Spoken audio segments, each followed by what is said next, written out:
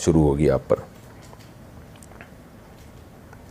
अज़ान के दौरान सर पर दुपट्टा लेना, क्या अज़ान के वक्त सर पर दुपट्टा ना लेना गुनाह का बाइस है?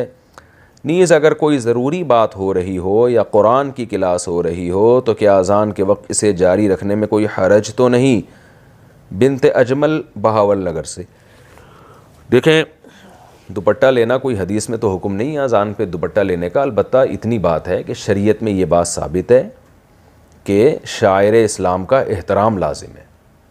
वमन युअज़्ज़िम शाइरल्लाहि फ़इन्नहा मिन तक़वल क़ुलूब। कुरान कह रहा है कि जो भी शाइरुल्लाह का की ताज़ीम करता है, एहतराम करता है, तो ये दिल के तक़वे की अलामत है। अब एहतराम का कोई ख़ास तरीक़ा कुरान ने नहीं बताया, ये उर्फ़ पर छोड़ा गया है।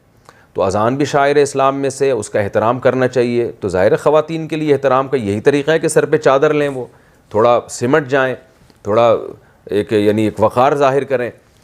तो इसलिए ख़वातीन को अज़ान के वक्त दुपट्टा लाजमी लेना चाहिए। रहा ये मसला कि दुपट्टा नहीं लेंगी तो गुनहगार होंगी, तो गुनाह तो नहीं है, लेकिन ये अमल बहरहाल काबिल मलामत है कि थोड़ा सा इंसान को अल्लाह के नाम का ख्याल करना चाहिए, ख़ास तौर पे जब उर्फ़ भी हो कि अज़ान का इसी तरह से एहतराम किया जाता हो। और रहा ये मसला कि उस वक्त बातें करना या कुरान की क्लास, तो बेहतर तो यही है और बहुत ताकीद है अज़ान के एहतराम की। तो अज़ान जब हो रही हो तो आप अपनी क्लास को थोड़ी देर के लिए रोक लें। हत्ता के फ़ुक़हा कहते हैं बेहतर ये कि तिलावत भी ना की जाए उस वक्त, तो बातें भी ना की जाएँ, अज़ान को सुना जाए।